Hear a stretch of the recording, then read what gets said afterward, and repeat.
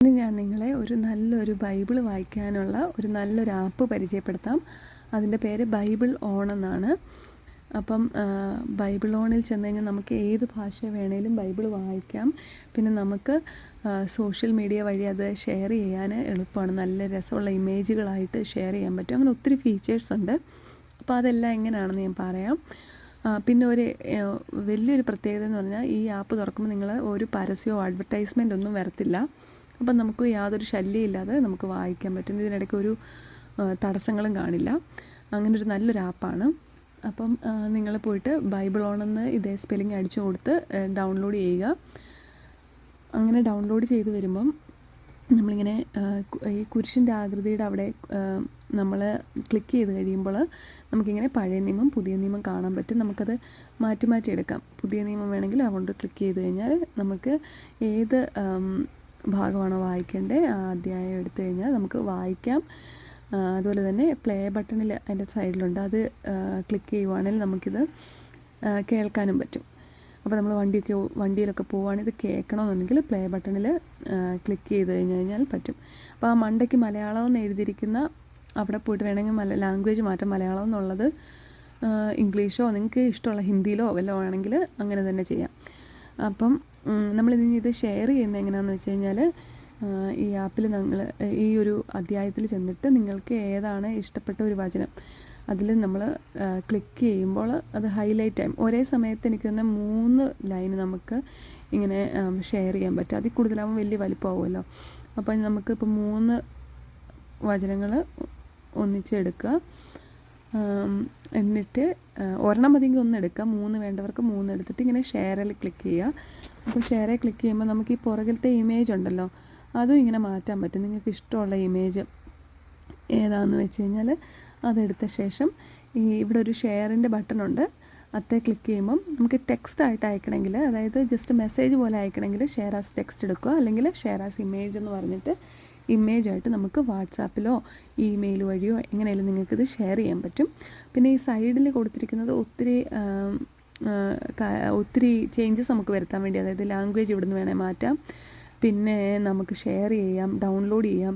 പിന്നെ നമുക്ക് book mark ചെയ്യാനായിട്ട് ഇങ്ങനെ ഇതിൽ ക്ലിക്ക് ചെയ്ത് കഴിഞ്ഞാൽ നമ്മൾക്കത് ബുക്ക് മാർക്കിൽ പോയിട്ട് അത് സേവ് ചെയ്ത് കിടക്കും. പിന്നെ ഈ താഴത്തെ ഓരോ സ്റ്റൈൽ നമുക്ക് മാറ്റാം, കളറ് മാറ്റാം, ബോർഡറിൻ്റെ സൈസ് മാറ്റാം. അങ്ങനെ ചുറ്റും അങ്ങനത്തെ കുറേ കാര്യങ്ങളുണ്ട്. പിന്നെ അതുപോലെ നമ്മളിത് ബാക്കിലോട്ട് അടിച്ചിട്ട് നമ്മുടെ മെയിൻ സ്ഥലത്തെത്തി കഴിയുമ്പം സെറ്റിങ്സ് ഉണ്ട്. അതിന് മുകളിൽ ലാംഗ്വേജ് ഉണ്ട്. ലാംഗ്വേജിൻ്റെ അവിടെ നമുക്ക് ഏതാ കറണ്ട് വേണ്ടത് അത് നമുക്ക് സെലക്ട് ചെയ്യാം. സെറ്റിങ്സിൽ പോയിട്ട് നമുക്ക് കുറേ കാര്യങ്ങളുണ്ട്. ആ അപ്പിയറൻസിൽ നോക്കിയിട്ട് ഡാർക്ക് മോഡ് വേണേ ആക്കാം. ഇങ്ങനെ ബ്ലാക്ക് കളറിൽ കാണണമെങ്കിൽ, ലൈറ്റിലാണെങ്കിൽ വൈറ്റ് കളറിൽ നമുക്ക് കാണാം. പിന്നെ നമുക്ക് നോട്ടിഫിക്കേഷൻ വേണേൽ സെറ്റ് ചെയ്ത് വെക്കാം. അതായത് നമുക്ക് ഓരോ ദിവസത്തെ വരുന്ന നമ്മുടെ എന്താ പറയുക ബൈബിൾ വചനങ്ങൾ നമ്മൾ നോട്ടിഫിക്കേഷനായിട്ട് കിട്ടണമെങ്കിൽ ലാംഗ്വേജ് സെറ്റ് ചെയ്ത് ഏത് സമയത്താണ് വേണ്ടതെന്ന് പറഞ്ഞു കഴിഞ്ഞാൽ നോട്ടിഫിക്കേഷൻ നമുക്ക് വരുത്താൻ പറ്റും. പിന്നെ നമുക്ക് ഒരു ബൈബിൾ ഭാഗം തന്നെ 2 ലാംഗ്വേജിൽ ഒരേ സമയത്ത് കാണണമെങ്കിൽ നമുക്കിങ്ങനെ സെക്കൻഡറി ലാംഗ്വേജ് സെലക്ട് ചെയ്യാൻ പറ്റും. ഇവിടെ പോയിട്ട് നമുക്ക് ഏത് സെക്കൻഡറി ലാംഗ്വേജാണ് വേണ്ടത് അത് നമ്മൾ എടുക്കാം. അതെടുത്ത് കഴിഞ്ഞിട്ട് അത് എങ്ങനെ ഉപയോഗപ്പെടുത്തുന്നതെന്ന് ഞാൻ കാണിച്ചു തരാം. നമ്മൾ ഈ ബൈബിളിൻ്റെ ഒരു ഭാഗം ഇപ്പം ഗലാത്യ എടുത്തു. ഇപ്പം ഞാൻ ഇംഗ്ലീഷാണ് സെക്കൻഡറി ലാംഗ്വേജായിട്ട് വെച്ചിട്ടുണ്ടെങ്കിൽ നമുക്ക് ഈ മേളത്തെ ബുക്കിൻ്റെ സിമ്പലെല്ലാം ഞെക്കി കഴിയുമ്പോൾ കാണിച്ചു തരാവേ. കണ്ടോ ഓരോന്നും, അതായത് ഫസ്റ്റ് വാക്യം മലയാളത്തിലും അത് താഴെ കണ്ട ഇംഗ്ലീഷിൽ, അങ്ങനെ ഇടവിട്ട് നമുക്ക് ഒരേ സമയത്ത് തന്നെ ഇങ്ങനെ ഇംഗ്ലീഷിലും മലയാളത്തിലായിട്ട് വായിക്കാൻ പറ്റും. അത് തിരിച്ച് മലയാളത്തിൽ തന്നെ വേണമെങ്കിൽ ഇത് ഒന്നുകൂടെ ക്ലിക്ക് ചെയ്താൽ മതി. ഇപ്പം മലയാളത്തിൽ തന്നെയാവും. ഇനി സെക്കൻഡറി ലാംഗ്വേജ് ഇംഗ്ലീഷ് അല്ലാതെ വേറെ എന്തെങ്കിലും വേണമെങ്കിൽ നമ്മൾ സെറ്റിങ്സിൽ പോയിട്ട് സെക്കൻഡറി ലാംഗ്വേജിൻ്റെ അവിടെ ക്ലിക്ക് ചെയ്തിട്ട് നിങ്ങളത് മാറ്റിയെടുക്കാവുന്നതാണ്. പിന്നെ സെറ്റിങ്സിൽ തന്നെ ഷോ ട്യൂട്ടോറിയൽസ് എന്നുള്ള അവിടെ നമ്മൾ ഓണാക്കി ഇടുവാണെങ്കിൽ നമ്മൾ ചെയ്യുന്ന സമയത്ത് എന്താണ് അടുത്ത് ചെയ്യുന്നതെന്ന് പറഞ്ഞുകൊണ്ട് അവർ പറഞ്ഞു തരും. പിന്നെ വേറൊന്നത് ഈ മോറിൽ പോയി ക്ലിക്ക് ചെയ്ത് കഴിഞ്ഞാൽ ഈ തവണത്തെ ലോഗോസ് ക്വിസിൻ്റെ 2025 ഒരു പഠന സഹായി നിങ്ങൾക്ക് കാണാൻ പറ്റും. അത് ഭയങ്കര ഒരു നല്ല കാര്യമല്ലേ. അപ്പോൾ ആർക്കെങ്കിലും ഇങ്ങനെ ലോഗോസ് കിഡ്സിന് പഠിക്കാനുണ്ടെങ്കിൽ ഈ മോറിൽ പോയാൽ മതി കേട്ടോ. അതുപോലെ ബാക്ക് അടിച്ചിട്ട് നമുക്ക് ഇത് പ്ലാൻസ് എന്ന് പറഞ്ഞൊരിതുണ്ട്. പ്ലാൻസ് എന്ന് പറഞ്ഞു കഴിഞ്ഞാൽ നമുക്ക് ഇതിൽ നിന്ന് ഏതൊരു പ്ലാനിൽ എൻറോൾ ചെയ്തിട്ട് നമുക്ക് എന്താ പറയണ്ടേ, ബൈബിൾ വായിക്കാൻ പറ്റും. ഇപ്പം 365 ദിവസം കൊണ്ട് ബൈബിൾ വായിക്കുന്നത്, 33 ആഴ്ച കൊണ്ട് വായിക്കുന്നത്, 180 ഡേയ്സ് കൊണ്ട്, 90 ഡേയ്സ് കൊണ്ട് വായിക്കുന്നത്, അങ്ങനെ പലതുണ്ട്. അപ്പം നിങ്ങൾ ഏതെങ്കിലും ഒരെണ്ണം സെലക്ട് ചെയ്തിട്ട് നമുക്ക് ആ രീതിയിൽ വായിക്കണം. ഇപ്പം ഞാനിപ്പോൾ 90 ഡേയ്സിൻ്റേതെന്ന് പറഞ്ഞു കഴിഞ്ഞാൽ 12 ചാപ്റ്റർ ഒരു ദിവസം വായിക്കുന്നത്. അപ്പം അതിൽ നമ്മൾ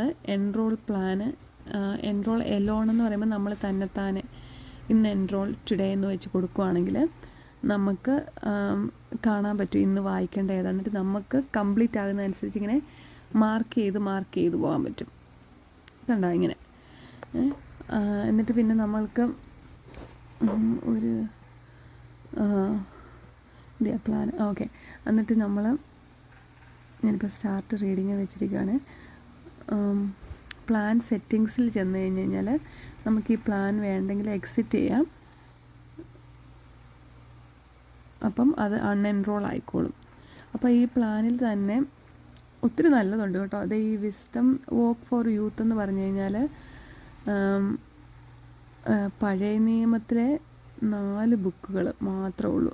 അതായത് സുഭാഷിതങ്ങൾ, സഭാപ്രസംഗകൻ, ജ്ഞാനം, പ്രഭാഷകൻ, ഇത് മാത്രം വായിക്കുന്നത്. അതായത് ഒരു ദിവസം ഒരു ചാപ്റ്റർ വെച്ച് 3 മാസം കൊണ്ട് ഈ 4 ബുക്കുകൾ മാത്രം വായിക്കുന്ന ഒരു പ്ലാനാണത്. പിന്നെ കിഡ്സിനും ടീൻസിനും വേണ്ടി 3 മന്ത്സ് കൊണ്ട് ജീസസ് സ്റ്റോറി എന്ന് പറഞ്ഞുകൊണ്ട് ഒരു ചാപ്റ്റർ വെച്ച് വായിക്കുന്നത് ഒരു പ്ലാനുണ്ട്. അതെന്ന് പറഞ്ഞു കഴിഞ്ഞാൽ പുതിയ നിയമത്തിലെ 4 സുവിശേഷങ്ങൾ മാത്രം, മത്തായി, മർക്കോസ്, ലൂക്ക, യോഹന്നാൻ എന്ന് പറഞ്ഞുള്ള. അങ്ങനെ നിങ്ങൾക്ക് ഇങ്ങനെ ഏതെങ്കിലും പ്ലാനിൽ ജോയിൻ ചെയ്യാം. അതുപോലെ കമ്മ്യൂണിറ്റി പ്ലാൻസും ഉണ്ട്. അതായത് ഓരോ രൂപതയിലെയും അവരുടെ കമ്മ്യൂണിറ്റിയിൽ ചേരാവുന്ന പോലത്തെ കമ്മ്യൂണിറ്റിയിലെ പ്ലാൻ ചേരാവുന്ന പോലെ. ഇപ്പോൾ ഇതുപോലെ നമ്മളിപ്പം ഒറ്റയ്ക്കൊരു പ്ലാൻ എടുക്കുകയാണ്, ഇപ്പം 180 ഒരു പ്ലാൻ എടുക്കുകയാണ്. അപ്പോൾ അവർ എൻറോൾ പ്ലാനിൻ്റെ അവിടെ എൻറോൾ വിത്ത് ഫ്രണ്ട്സ് കൊടുക്കുകയാണെങ്കിൽ നമുക്കൊരു ഗ്രൂപ്പ് അവിടെ തുടങ്ങിയിട്ട് ഫ്രണ്ട്സിനെ എല്ലാം അതിൽ ആഡ് ചെയ്യാൻ പറ്റും. അപ്പോൾ നമുക്ക് അങ്ങോട്ടും ഇങ്ങോട്ടും നീ അത് വായിച്ചില്ലയോ എന്ന് അറിയാൻ പറ്റും. അങ്ങനെ നമുക്കൊരു ഗ്രൂപ്പായിട്ട് ഇങ്ങനെ വായിക്കാൻ പറ്റും. അതും ഒരു നല്ലൊരിതാണ്.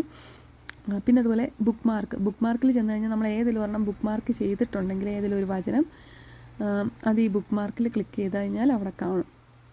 നമ്മൾ ഒന്നുകൂടെ കാണിക്കാതെ ഇപ്പോൾ ഇങ്ങനൊരു വചനം എടുത്തു. അപ്പോൾ നമുക്ക് അതിലെ ഇപ്പം എഫേസോസ് 3:2 എനിക്ക് ഇഷ്ടപ്പെട്ടെങ്കിൽ ഞാനത് സെലക്ട് ചെയ്തിട്ട് ബുക്ക് മാർക്കിൽ ക്ലിക്ക് ചെയ്യുവാണെങ്കിൽ പിന്നീട് നമുക്കത് വായിക്കണമെങ്കിൽ ബുക്ക് മാർക്കിൽ ചെന്ന് കഴിഞ്ഞാൽ അതവിടെ കാണും.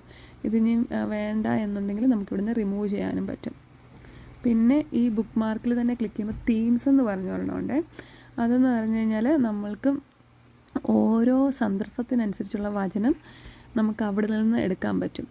ഇപ്പോൾ നമുക്ക് ഹോപ്പിൻ്റെ വചനം വേണമെങ്കിൽ 12 എണ്ണം കണ്ടതിലുണ്ട്. എന്നിട്ട് ഇതിൽ നിന്ന് നമുക്ക് സെലക്ട് ചെയ്തിട്ട് അത് നമുക്ക് എടുത്ത് ഷെയർ ചെയ്യാൻ പറ്റും. ഇതിലെ ഈ 3 ഡോട്ടിൻ്റെ അവിടെ ക്ലിക്ക് ചെയ്ത് കഴിഞ്ഞാൽ ഷെയർ ചെയ്യാനും കോപ്പി ചെയ്യാനും പറ്റും. അങ്ങനെ നമ്മൾക്ക് ഏത് സന്ദർഭം അനുസരിച്ച് അതനുസരിച്ച് നമ്മൾക്ക് വായിക്കാനും ഷെയർ ചെയ്യാനും പറ്റും. അങ്ങനെ ഒത്തിരി ഫീച്ചേഴ്സ് ഉണ്ട്. ഞാനിപ്പം പൊതുവേ എളുപ്പമുള്ള കുറേ കാര്യങ്ങൾ പറഞ്ഞു. ഇനി ഇതിനകത്ത് നോക്കി കഴിഞ്ഞാൽ കുറേ പ്ലേലിസ്റ്റ് ക്രിയേറ്റ് ചെയ്യാം, ഡൗൺലോഡ് ചെയ്യാം. നമുക്ക് ഇൻ്റർനെറ്റ് ഉള്ളപ്പം ഡൗൺലോഡ് ചെയ്ത് പോയിട്ട് പിന്നെ ഇൻ്റർനെറ്റ് ഇല്ലാത്തപ്പോൾ നമുക്കത് വായിക്കാൻ പറ്റും. അങ്ങനത്തെ കുറേ ഫീച്ചേഴ്സുകളുണ്ട്. അപ്പോൾ എല്ലാവരും ഇതൊന്ന് ഡൗൺലോഡ് ചെയ്യുക, നമ്മുടെ ഫ്രണ്ട്സിനെ പരിചയപ്പെടുത്തുക. എന്ത് ഈസി അല്ലേ. നമുക്ക് എവിടെ വെച്ച് വേണേലും ബൈബിള് വായിക്കാം. ഇങ്ങനെ ദൈവം നമുക്ക് തന്നൊരു വലിയൊരു അനുഗ്രഹമാണിത് ആപ്പ്. അപ്പോൾ എല്ലാവരെയും പരിചയപ്പെടുത്തുക. എല്ലാവരും ഇതൊന്ന് തുറന്ന് നോക്കുക. എല്ലാവർക്കും ഇഷ്ടപ്പെടും. നമുക്ക് ഫ്രണ്ട്സിനൊക്കെ ഷെയർ ചെയ്യാനും ഒക്കെ പറ്റും. അപ്പോൾ എൻ്റെ ഈ വീഡിയോ എല്ലാവർക്കും ഇഷ്ടപ്പെട്ടെങ്കിൽ ലൈക്ക് ചെയ്യുകയും ഷെയർ ചെയ്യുകയും ചെയ്യണം കേട്ടോ.